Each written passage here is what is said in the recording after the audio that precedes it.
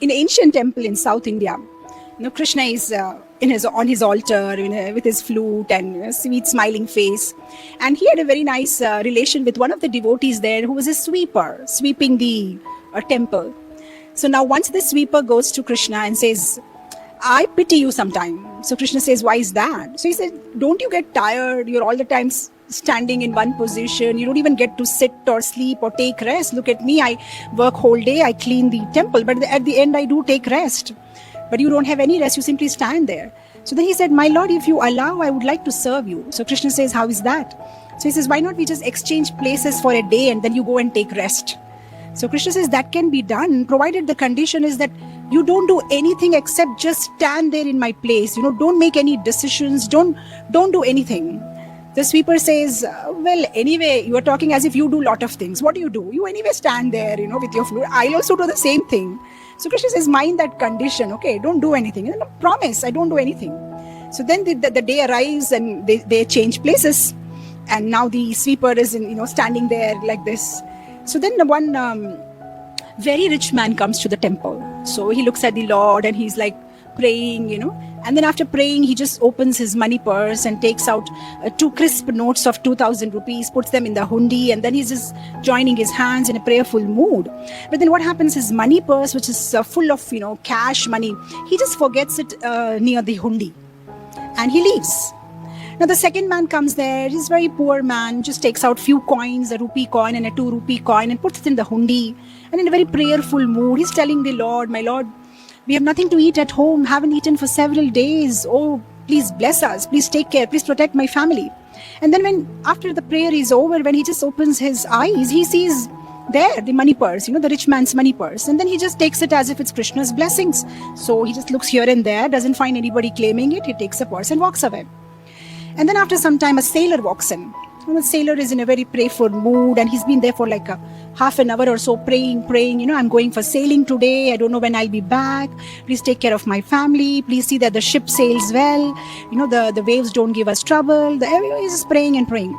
And after some time, he sees the rich man walks there with the police, or he's all there with the policeman, and he's like, "Somebody in the temple must have taken my money purse, but the temple is empty. There is nobody except the sailor." So then he just says, "Oh, this man must have taken my money purse."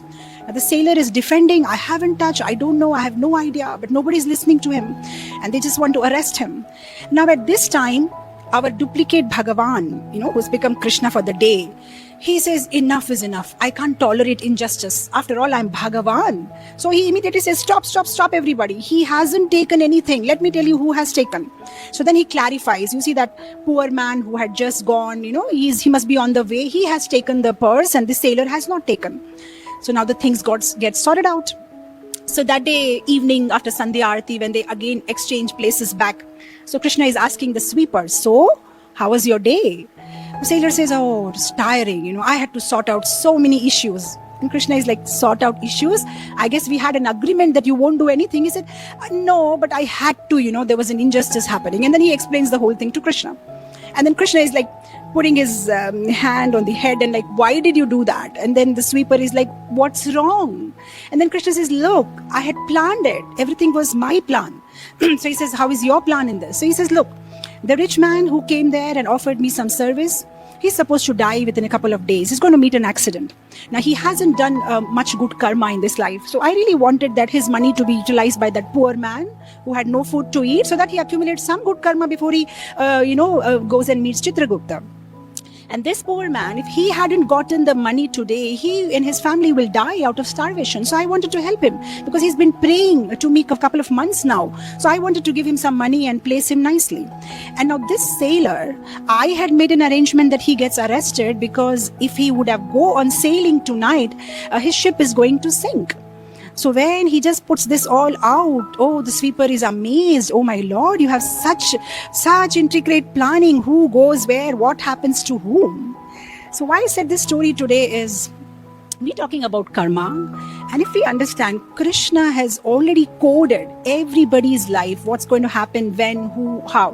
Yeah, we do have a certain independence where we can decide, but the consequences are predestined. Now, of course, this topic brings us to two varieties of people, once they get into this topic. Either some people become completely like, they're karmavadis. They're like, I don't believe in, or previous karma, this. I just believe one thing, as you said, cause and effect. Work hard, get the result. And that's about it. And then there are some people who are like, even if we work hard, what is the use? Everything is predestined, right? So some people, they become like, they work very hard. But again, the problem is because the equation is not only cause is equal to effect. There's a lot of equations. That is why there is every possibility that they may get frustrated, right? Sometimes you see even the life of students. They work very hard, study very hard. But whatever they have studied never came in the question paper and they failed. And there are some children who never worked hard, just studied 4 or 5 questions, and whatever they studied, that only came in the exam. So then we understand very easily that, it's not only cause is equal to effect, there are some other equations, right? Missing equations. So those who are karmavadis, they become like, sometimes frustrated because they're working hard, they're putting so much effort, but result is not in proportion. And then those who are daivavadis, they become very lazy. Somebody like Dhritarashtra. When Vidura approached Dhritarashtra that, why aren't you stopping the war? Dhritarashtra just gave some lame reasons. What can I do? It's all predestined. This is what is supposed to happen. And Vidur said, no, you have a choice. You can't stop Duryodhan from doing this, right? So what do devotees do? We are neither karmavadis, we are neither daivavadis, we are mixture.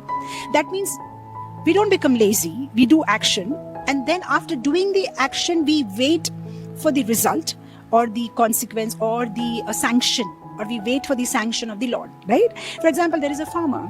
Now, if the farmer can't say, what's the point of plowing the fields? I'm not sure if it's going to rain or not, and rain is in Lord's hand. No, the farmer plows the field and the farmer waits for the rain. And if it rains, he's very happy. Oh, it's Krishna's mercy. And if it doesn't rain, he says, that's my destiny. It didn't rain. It's not in my karma, right? So the devotees are the combination of Daivavada and Karmavada.